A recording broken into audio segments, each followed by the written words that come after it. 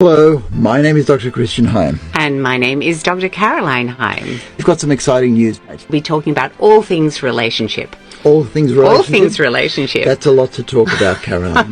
Well, we've got a lot of talk shows to talk about it. We have a lot of talk shows to talk about it, but what we are going to do is we're going to look at a study that has been done on relationships so that everything is backed by the science that we talk about here, and then we'll be looking at how you can apply some of that science into your life and into your relationship, and we will be looking at those relationship issues that perhaps we all come across and need a little bit of help in from time to time, Caroline. Yeah, so it's really for people that are perhaps struggling in their relationship or want to make their relationship better. Whether you're just starting out in a relationship, you're 20 years in, you're 50 years in. It's actually for anyone that's in a relationship, in a long-term relationship, or wants to be in a long-term relationship.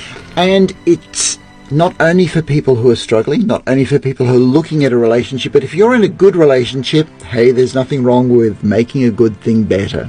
Absolutely. So we will see you, or you will hear us, on Friday night, 9 p.m. Friday night, ET, so New York time at 9 p.m. Hello everyone, I'm Dr. Christian Heim. And I'm Dr. Caroline Heim. And I'm a clinical psychiatrist. And I am an associate professor. Welcome to episode 7 of our Resilient Relationships talk show. Okay, so what are we talking about today, Caroline? Today, good question. We are talking about, today's topic actually is what did our research show are the 5 burning questions younger couples wanted to ask people married 40 plus years? Okay, that's actually an exciting topic. I'm really looking forward to that.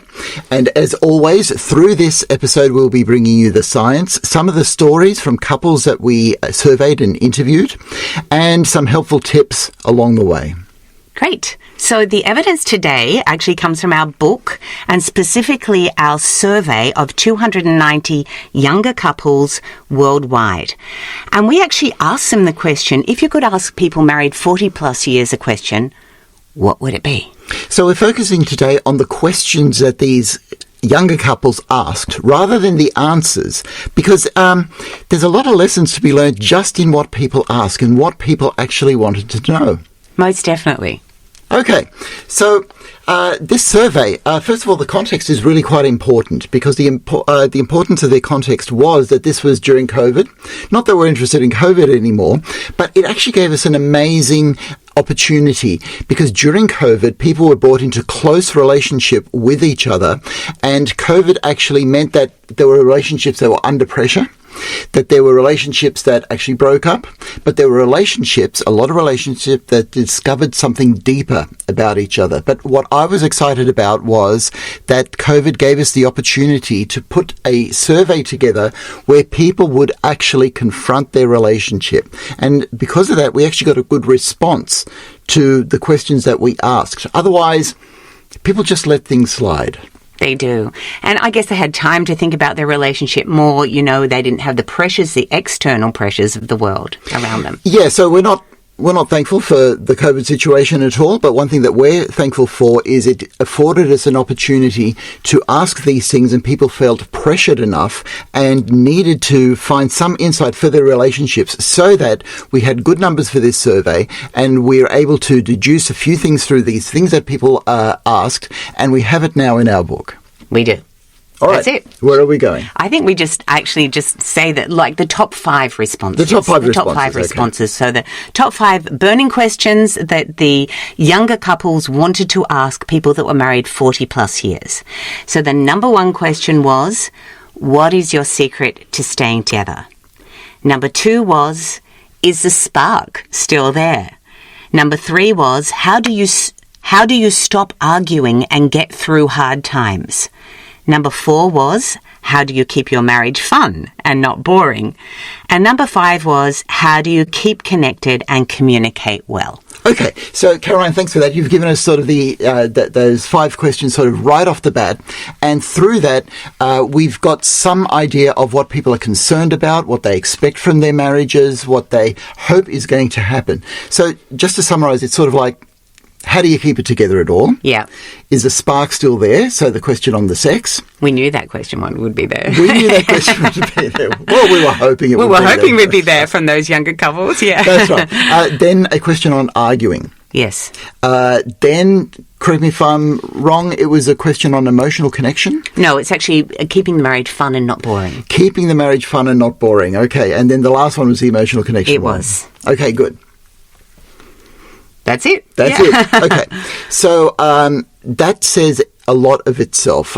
So that first question of how you keep your relationship together, I suppose that became the springboard for the whole of our book, because our book is about resilient relationships. How do you keep your relationship together for so long? Because if you don't keep your relationship together, then all the other questions fall by the wayside. You're not going to have that spark for sex. You're not going to want to know how to argue well. You're not going to want to keep the emotional connection. So that's the springboard. However, altogether, those 5 questions tell us a lot about the thinking of young couples in today's society. Yeah, and I actually have a comment, well, so a question here that one of the couples asked about, that gives it a bit of a broad picture and shows you what they're really up against in this world. So this was a young woman that had been married for 3 to 5 years, so she was in that bracket, and she said, how do you overcome the powerful influence of external world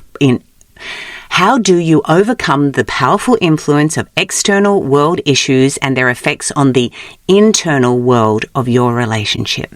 Okay, that's such a beautiful question. Such a beautiful question. It's got warmth because it shows that there is this internal world that we have in our relationships, and it's precious to us. That is actually keeps a fire going, that warmth, that glow in our hearts.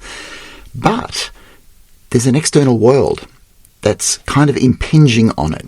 And that external world can, in a way, pour cold water on the warmth of a relationship. Yeah, and I think that is a lot of pressure. It's social media pressure. It's what they're seeing in the media in general of what relationships should be. And for this couple, it was obviously putting a lot of pressure on their relationship to perhaps, construct their relationship in those terms. And how can they just push all that aside and just be with each other? Yeah.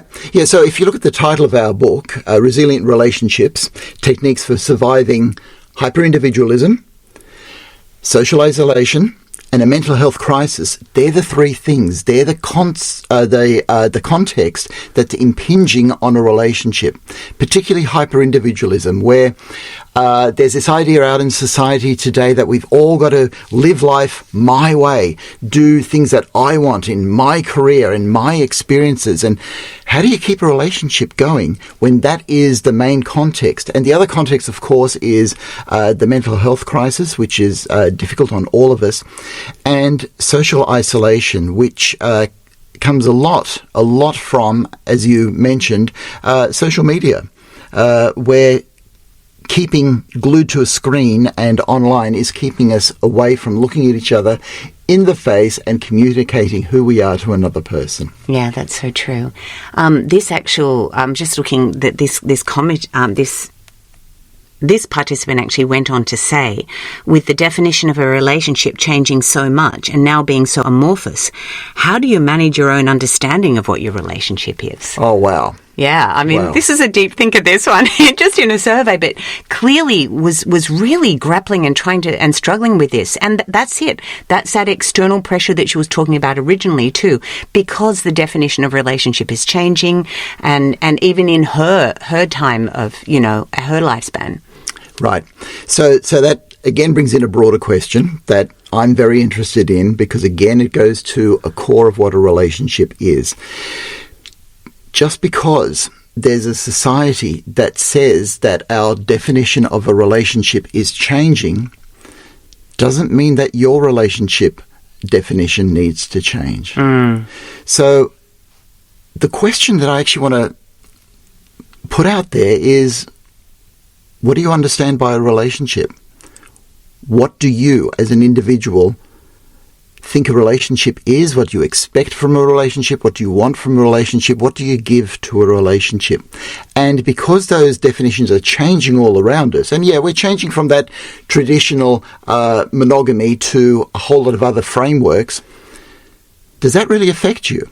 Do you really need to change? Do you really want to change? And for some people, the question will be yes. But I actually want to put out there that for most people, the answer is going to be no. That, no, if I can actually keep this relationship together, that's what I want. In fact, that brings us to the question number one that people were asking. How do you keep it together? 95% of these coupled individuals ask that question. How do you keep it together? I know you're saying no, but I looked it up just beforehand. Okay. Yeah. Okay, so that was in the younger bracket. Oh, in the younger bracket. Okay, Yeah. So they were asking questions. So let's just go to some of the actual questions that they asked for us to have a look at that, the secret. Oh, yeah. Yeah. Because I still want to keep it in this context of this changing idea of what a relationship is. Yeah. Right? Because there's a bit of a mismatch. There's this idea that a relationship is supposed to change, and yet we had such a high percentage of people, 70% overall, that wanted to know, how do I keep it together? Yeah. Yeah, and these are some of the questions they asked. How did you last so long? How is it even possible? What made you stick around for so long? What is your special secret? What is your key tip? What is the secret to long marriage? What is the key to staying together? What is the secret to being happy? Give us the secret. Give us the key. We want to know. We can't keep a relationship together for 40 days, let alone 40 years. Tell us how to do it. Yeah, so I suppose we're emphasizing this because I'm not sure how many people go into a long-term relationship saying, I only want this to last for about 5 years or 10 years. Now, we're not talking about casual relationships, okay, which a lot of people are into before they actually find their long-term relationship. But when you find that long-term person and you're saying, yes, you're the person for me, how many people actually want their definition of relationship to change? I don't think as many as we're getting that impression of. Yeah, I think we need to actually go back to some Shakespeare on that. This above all else to thine own self be true. So that's from Hamlet. And you could actually extrapolate that and say, this above all else to thine own relationship be true, or your own needs and desires as a couple be true. There's the rub, because what you have done is you have gone straight from your needs as an individual to your needs as a couple. So in there is an assumption, which I think is a beautiful assumption, that once you're in a long-term relationship, that you want it to stay together so that you move from the sense of me to a sense of we. Yeah. So very important. And again, that's the pressure of society trying to say you've got to get your needs met, you've got to get what you want and your desires. That's uppermost in a marriage.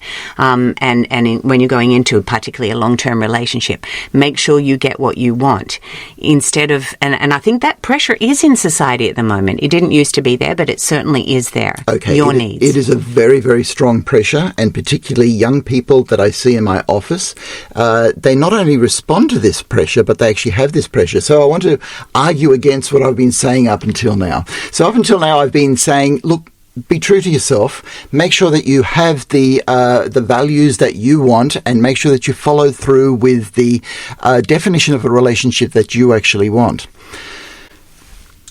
But there's a society out there that tells you that you've got to be your own person. And so to defend a relationship mentality to people saying that you need to have an individual mentality becomes really difficult. And this is one of the major challenges, I think, for relationships today.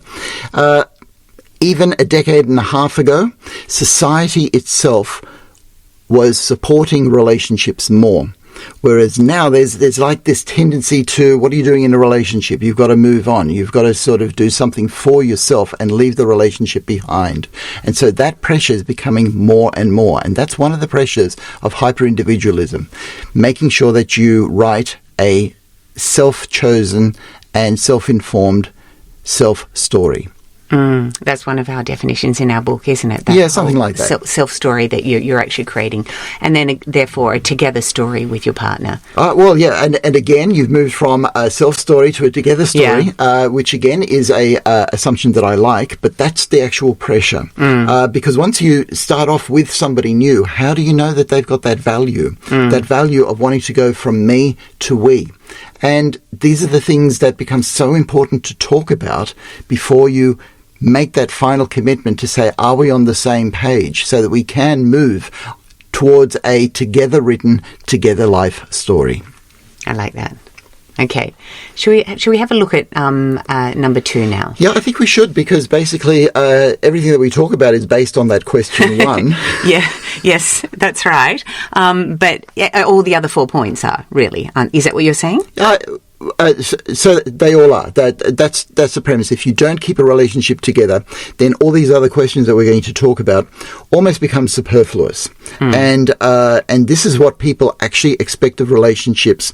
And this is something that I like emphasizing, that although that there is an idea out there that the framework of a relationship is changing, that perhaps people don't actually want that. Perhaps as people tell us, as Shakespeare tells us, if we are true to our own selves, we actually want our relationships to last. Yeah. Long time. Yeah. Okay. And part of that is keeping the spark alive. Spark alive, most definitely. Okay, so that is number 2. Is the spark still there? Very, very burning question for these young people. So they were very interested in how do you maintain the spark? How do you keep the spark going? How do you keep the fire burning? And then they were asking questions. Do you still have sex? Is the sex still good? So they're asking, remember, just to remind you, they're asking questions of people that have been married 40 plus years. Yes. So, yeah, they do actually want to know, how do you keep the fire going when you are old and grey? Oh, really easy, really easy. Gasoline. Christian. Great. All right, but this shows how important sex is to young people. Yeah. Not just now, but for their future. And there is the science shows that after the age of 60, that frequency of sex and intensity of sex does wane as testosterone wanes in the body. But that doesn't mean that the spark disappears. The spark is still there. When you've been together 40 years, though, the spark perhaps means something deeper, I would put to people. Yeah, and it most definitely does, yeah. Yeah, and we live in a sexualized society, and there is a lot of reason for saying that our society is too sexualized, but sex is very fundamental to what life actually is. It's very life-affirming. And so that whole energy is something so precious that our young people, they want it to be part of the relationship when it's old. So first thing I need to say is that physiologically, the spark goes at 60 if you're in a relationship or not. So that's going to happen anyway. But being in a relationship is actually part of keeping that spark alive. Most definitely. And I think the obviously preoccupation with it at the young couples have a preoccupation with it at their age. Yeah, funnily enough.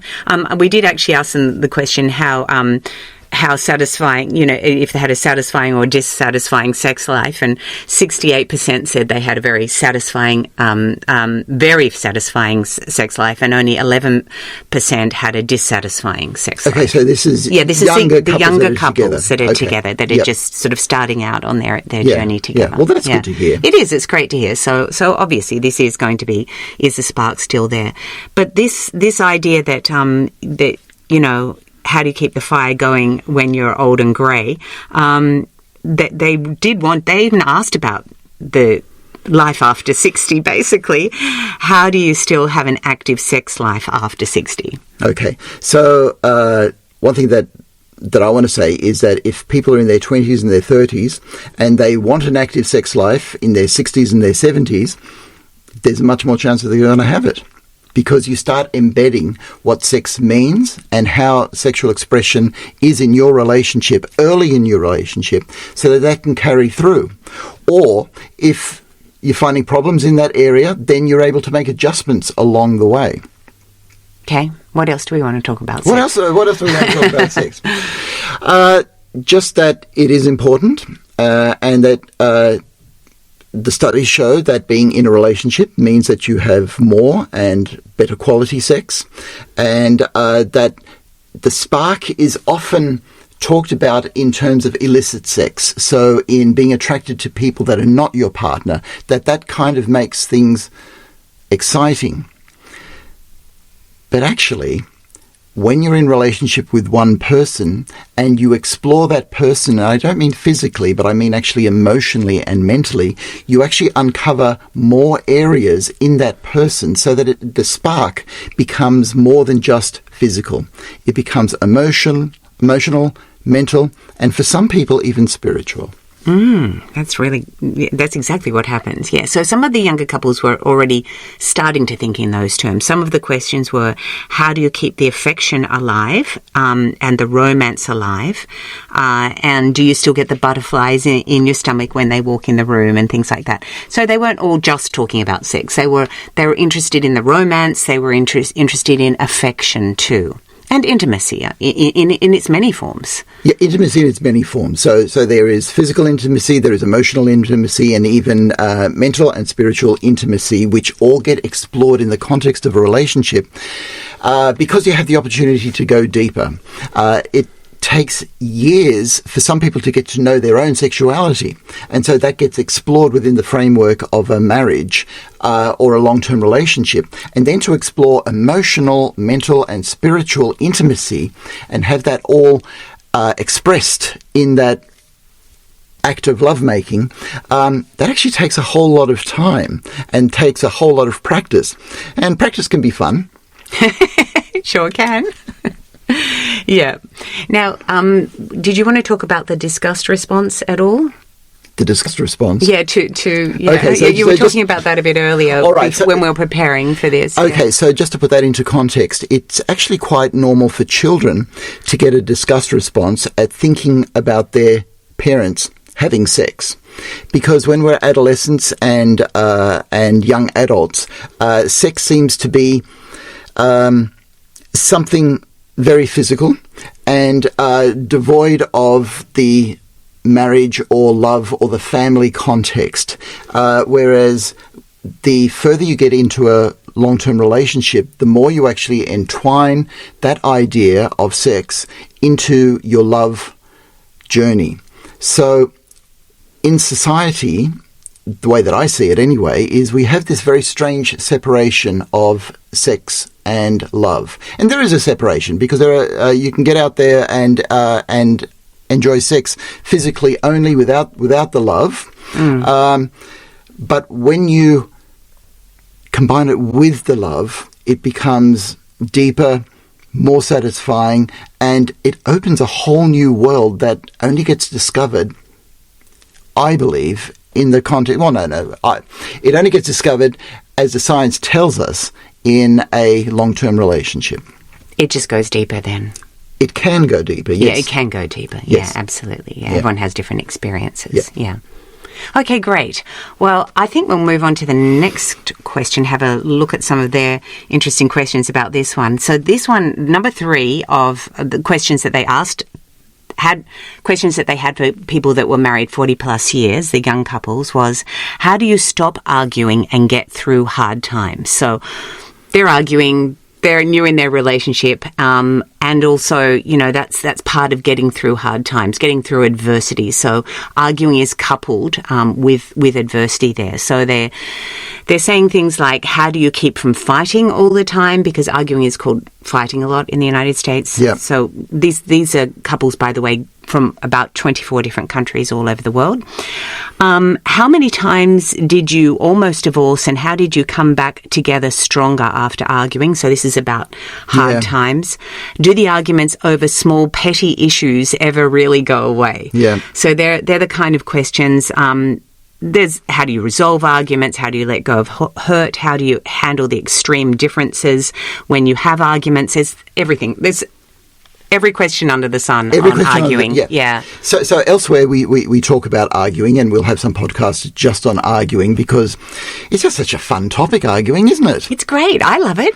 I've learnt it. So I didn't argue when I was a child. Never saw my parents argue. So I had a lot of fun in our marriage arguing. I got to know what it's all about. Yeah, but on top of it, it is hard. It is hard. Yeah, but it's also hard. And I suppose that's what these questions tell us. First of all, they tell us that young couples are arguing. Yes. So, and first of all, I've got to say congratulations for arguing, because the science is beginning to show more and more that arguing couples do better than couples that don't argue. So, first of all, let's take away that assumption that there's something wrong with arguing, because you will argue with another human being if you start speaking to them. Yes. Because they are a free agent, they have their own autonomy, they have their own will and their own ideas, and that is what is enriching about another human being. So you're going to get into that area. But, oh my gosh, some of those comments tell us that it gets hurtful, that they think of divorcing, they think of separating, because an argument can get that intense. And they can.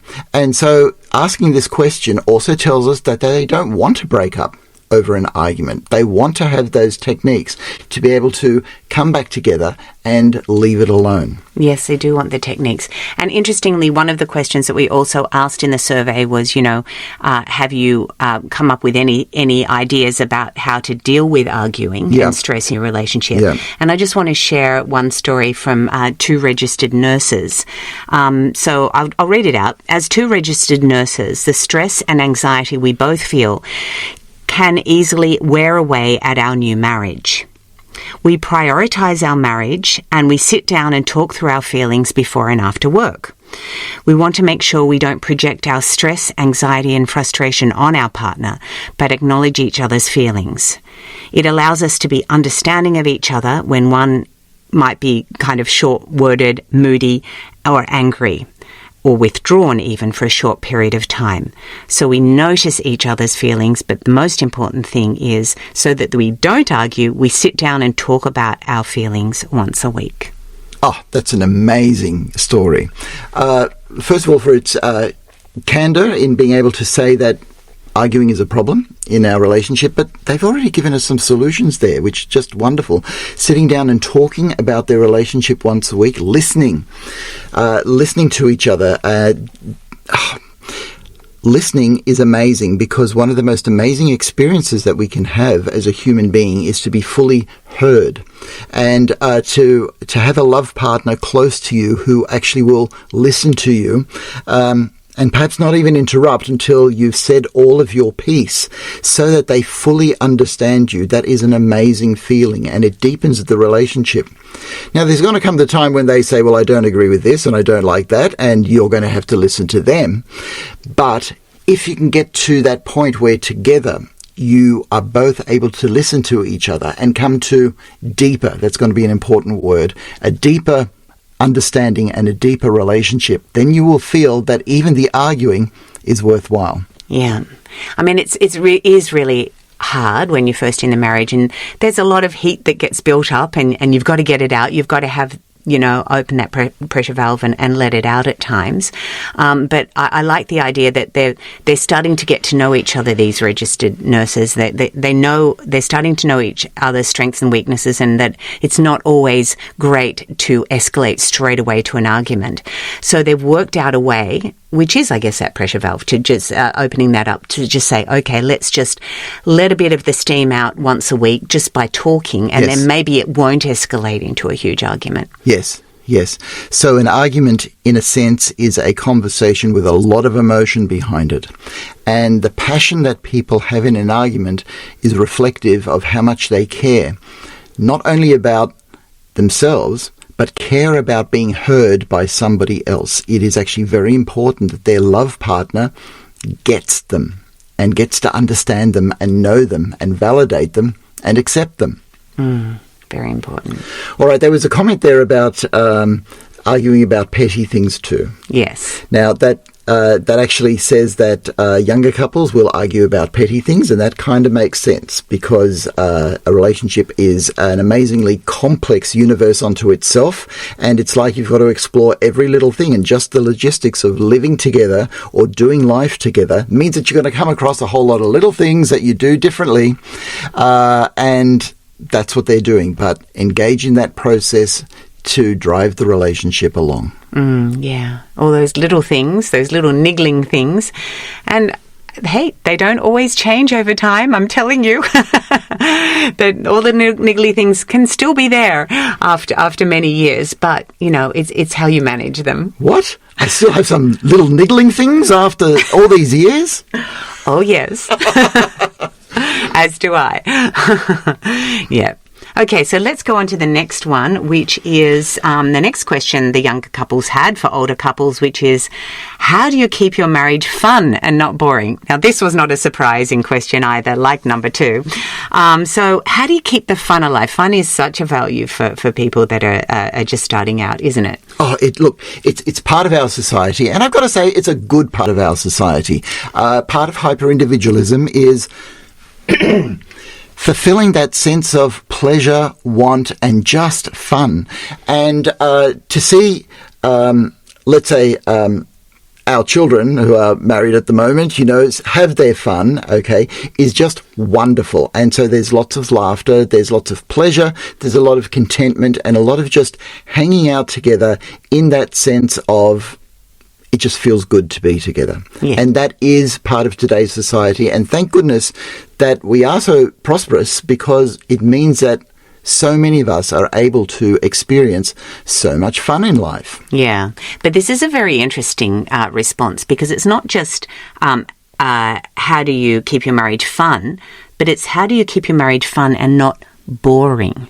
So there's a bit of a fear there. And actually, sorry, I do actually find that in my students, that they're worried when I tell them to have a technology-free day or something that they will get bored. Yeah. There is a fear there. Yeah. So fun is the antidote to boredom, I guess. So seemingly. Yeah. So it looks as though we're touching upon a very fundamental aspect of human life, and that is the balance between familiarity and a stable existence, which we all actually like. We like certainty. We like being able to see the same people around us every day.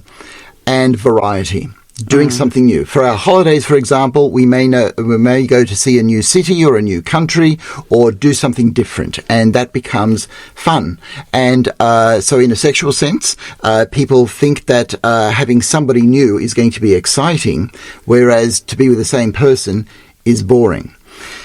In a relationship, there's something that happens because the human being that you are together with is actually as deep as a universe. They have so many layers that the more you are with somebody, the more that you uncover new stuff. So if you're constantly meeting somebody new, there's actually a whole lot of boring stuff you've got to do.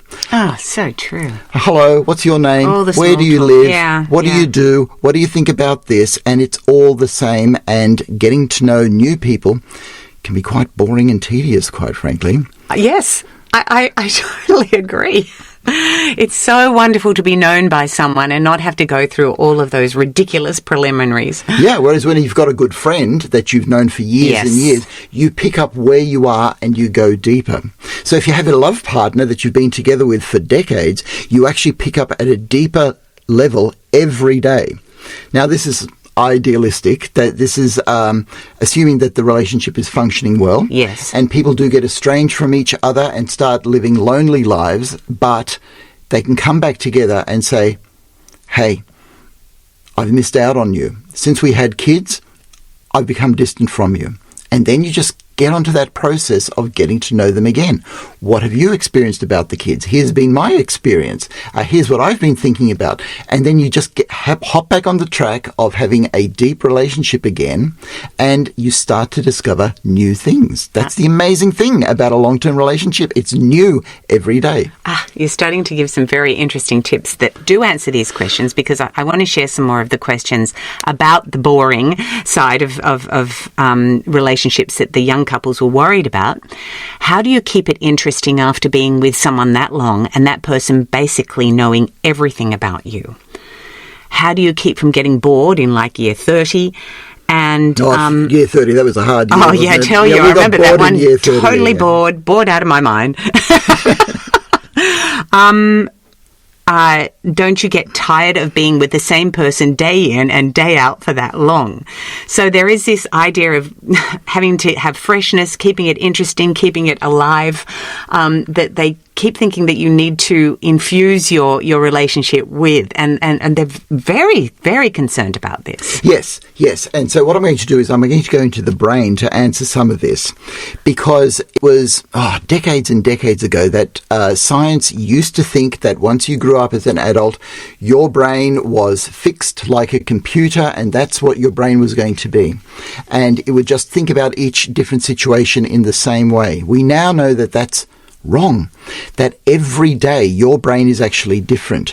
Your brain has not only billions or trillions, but quadrillions of connections that are new and different. And here's what I think, they're interesting, which means that the brain that you have sees life in a different way, but also the other brain that you're living with, your partner, sees life in a different way. And these two brains cross-fertilize each other so that the connections that these brains are making of all those little tentacles that we talk about, of the dendrites inside each neuron, become more and more complex because two brains are getting to know each other. So I'm getting a bit technical, but what I want to say is that person that you're living with has a brain that is new and more complex and more interesting every day. And that is what keeps people from being boring, okay? It actually means that it's like you're discovering a new person every day. But rather than ask, what's your name, where do you live, what do you do, you're asking, what's your experience of life now? How does that build on what we talked about last week or last year? Or do you remember when we first met? Oh my God, aren't we different now? Thank goodness. Oh, that's so good. I love that, because it's two universes, and then these two universes that have come together are expanding all the time and growing. So there's always something new to discover each day. And sharing, obviously, having good communication and sharing all of that is really essential to keeping everything alive in the marriage, and there is it is fathomless then. So the way I see it is this goes back to that comment that is right at the beginning of the book of how do you stop the external world impinging on the internal world of your relationship. And when you're young, because it looks like all your new and varied experiences come from the outside world, which they mainly do, there's this idea that you've got to keep having new input into your relationship to keep it new. Whereas it's actually the internal world of your relationship, the way that your two brains have developed and moved and built a world of their own, an emotional world, an imagination world, a fantasy world, and a mental world growing together. It's the internal world of your two brains that generates all that newness so that the outside world starts looking really boring. I love that. Yes, and that's exactly what it is. They're thinking that, they have to have new infusions. They have to have more friends over. They have to, go and have all these experiences, whereas their relationship and doing those things together, the experiences together, expands their world even more. And it's so wonderful, and it's so much deeper than anything that you can have from these sort of temporary infusions of pleasure from the world or from other people. Yes. So let me sum that up by going back into the brain, that it is most definitely true that the brain takes in information from the outside world, from its five senses. We actually have more than five senses, but I'm going to stick to five at the moment, of what it can see, hear, feel, touch, and taste, to create an inner world.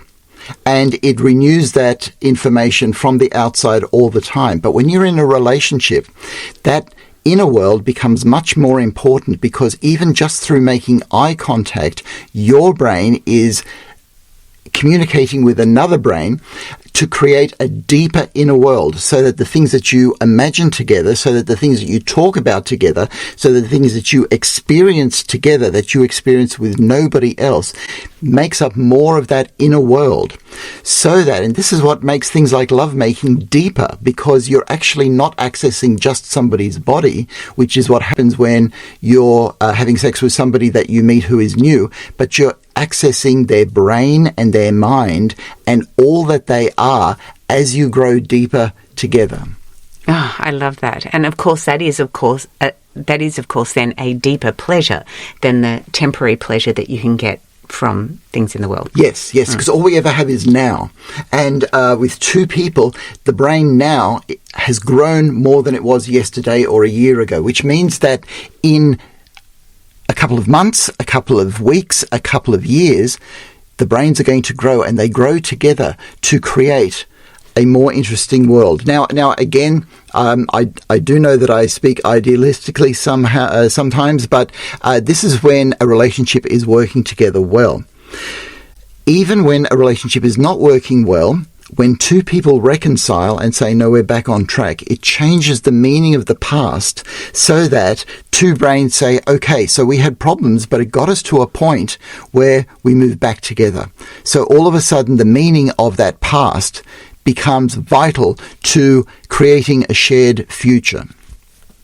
Great. So it's so wonderful the way you describe that, but it's actually what goes on. No one really talks about this. Well, no one does, because we live life through the lens of an individual.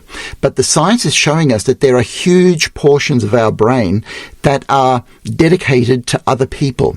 And so particularly a place like the anterior cingulate gyrus, whenever I look at, let's say, you, my anterior cingulate gyrus hooks up with your anterior cingulate gyrus, so that we are resonating together, so that we get back into a force field that is only ours. And with other people, you have less of a connection, but it is still there. And that's what makes, for me, the big incentive of making sure that you are in a long-term relationship and that it's firing well. That takes a lot of effort. There are a lot of things along the way, but I think our next question will touch upon that. It will. I just have to say that I know that is your favourite brain part, but I'm not really sure that is sort of an illustration of true romance, the two anterior cingulate gyruses resonating together. I think it's a little bit more than that. You think so? Yeah, I do. Oh, by the way, my anterior cingulate gyrus would like to take your anterior cingulate gyrus out for dinner tonight. How does that sound? Sounds great, but not romantic enough. I think I might need a little bit more than that, thanks. All right, okay. We'll get the limbic systems to go along as well. Oh, goodness me, Christian. Such a psychiatrist. Okay, let's go to the fifth question that was asked. How do you keep connected and communicate well? So this is a lot about, all the questions are, how do you stay connected? How do you communicate? How the hell do you learn to communicate well to each other when you're so different? It's all about communication and the connection that comes through communication. Oh, such a good question. Very insightful, because look, our book is basically based on that first question. How did you keep your relationship together so long? But for me, from my point of view, if there's another question that's really important, it's this one. How do you stay emotionally connected and communicate well enough so that you do stay together in the long run? And I suppose this is the question that really talks about all the effort that needs to go into a relationship. And we talk about how wonderful a relationship is, but often we don't talk about how much effort it is as well. If your relationship is good, it takes a whole lot of effort. If your relationship is not going well, it takes a whole lot more effort.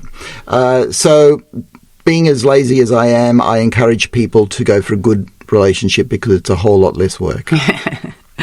I just want to share a comment that has to do with what you were talking about on the previous question, which was about getting to know each other more, because that's so important to that good communication and connection.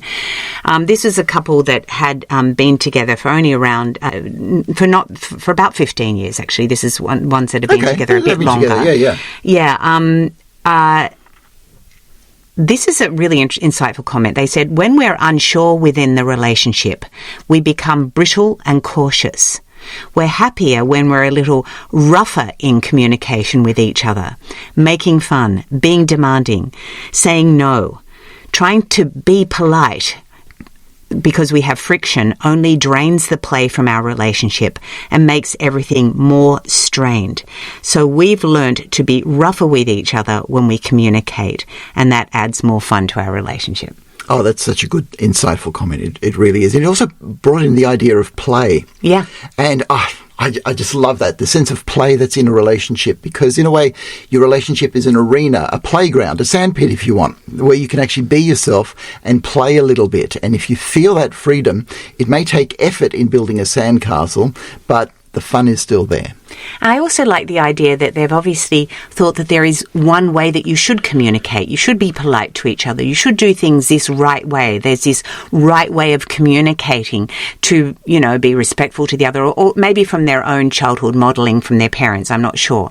But they've tried this. It's not worked, and it's just got them tied in knots more, that communication style. So they've thought, okay, let's just be a bit rougher with each other. Let's just say things as they are, and that's our way of communicating. And they've found their way of communicating that works for them. Yeah, and that's totally in line with the way that the evidence and the literature are going, because let's say about 25 years ago, it was all the rage to make sure that a couple were communicating well to keep their relationship together. And so there's this idea in society that you've got to communicate well, otherwise your relationship is not going to stay together. Well, what the studies actually found is you can teach couples how to communicate well and they would still fall apart. Yeah. And the studies also showed that you don't have to communicate well to have a good relationship. And this is in line with some of the findings that we found in our studies, that couples will work it out themselves. The important thing is actually to be together and accept being together. And I won't say always enjoy being together, but to put in the effort to stay together and find your own ways of resolving conflict and being together so that you grow together. Now, I say that because a lot of people feel under pressure to be good communicators, and some people are not good with words. Some people are not good with emotions. They can't articulate themselves. That's okay. That's what the science is saying now. It's okay to be yourself. In fact, perhaps the most important thing in a relationship is to truly be yourself, which is what this couple was saying. Don't be polite. Be rough. Yeah, that's right. Yeah, and find your own communication approach that works for you as a couple. And if it is one person that is quieter and the other one is more chimp-like and talks a lot, well, that's the way that you do communication, and that's okay. There's not that right or wrong way. Whatever is working for you, and you're still being able to communicate your needs. Yes. Whether it's even, for being quieter about things and through different kinds of communication language, right?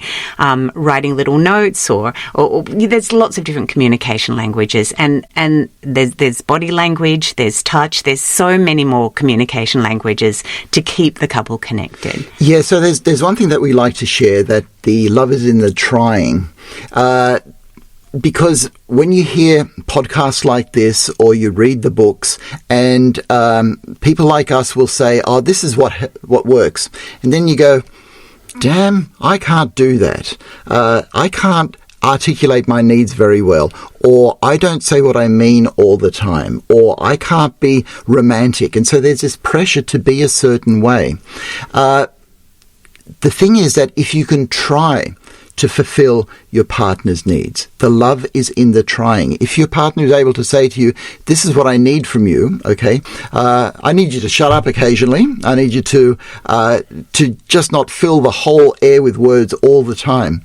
Well, I guarantee when somebody says that to you that you will fail. But if they see that you're trying, that's where the love is.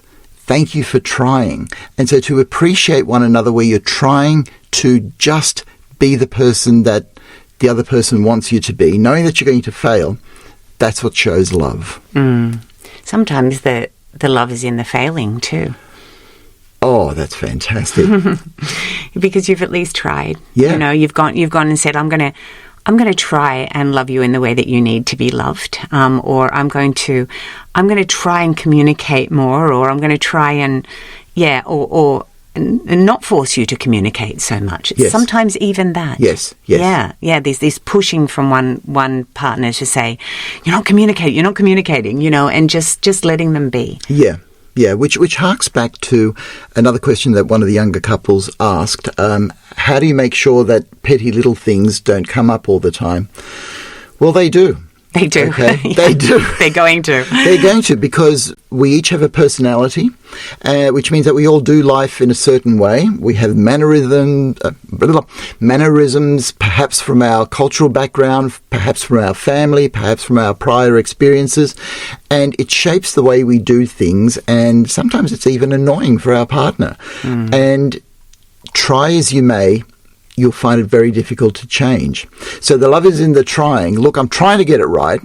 And the love is also in the failing, when the other person says, thank you for trying.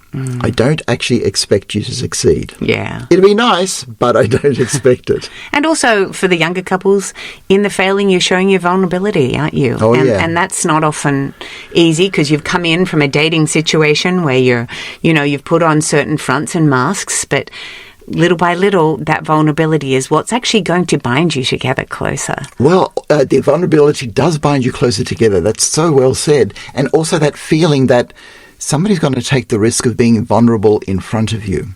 So, in other words, it's a real honour for somebody to be vulnerable, let down their guard, show the real them, as ugly as it is sometimes, and trust you with it. And know that you're going to be okay.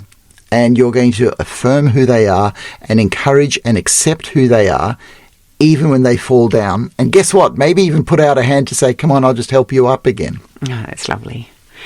Okay, so that's our 5 points. Have you got any more tips or anything else that you'd like to say to finish off? Let's summarise the 5 points. Yeah, okay. Can you go through the 5? Yes, I can. Okay, so the first one we know. The first one is, how did you do it? How did you stay together so long? Yes. And that's what the bulk of what we do is based on, but it's the other 4. Yeah, so the first is, what is your secret to staying together? The second is the spark still there? The third is, how do you stop arguing and get through hard times? Number 4 is, how do you keep your marriage fun and not boring? And number 5 is, how do you keep connected and communicate well? Okay, so we've got the concerns about, is sex still going to be there? Which means that sex is important. Arguing, can we do a bit less of it? Which shows that arguing is a problem. Fun, and we all want more of fun. It. But the interesting thing that you brought out was that it wasn't just the fun, but the not boring part. Okay, Fear of it getting boring. Yeah. Really, yeah. And the last one was the connection. How do you keep the good connection and the good communication going? And I suppose what I want to emphasize in this podcast is all of those questions show that young people want, or at least these young people want, their relationships to last. And the thing is that we can't shy away from effort, because relationships take a lot of effort, but it's worthwhile effort, and that you actually go deeper, that you become a deeper person, the other person becomes a deeper person, and that every day that you're together, you're sharing at a deeper and deeper level. That kind of keeps you going. It certainly does. I do want to just tell you that we obviously asked that first question, what is your secret, Yes. to couples that were married 40 plus years in our largest study of 1,112 coupled individuals. So if you would like to go and hear their answers to that question, that's on one of our other episodes, one of our earlier episodes, actually, and you can hear some of those responses. But I think that might be it for today. We're really hoping that you've got some great gems from this. It's wonderful to see that people younger do want their relationships to last, are seeking long-term relationships. We'll be back in another month with another podcast on resilient relationships. But remember, your relationship is your greatest asset. Your relationship is your greatest asset. It takes work. Invest in your greatest asset to yield the returns. We'll see you next time. See you next time.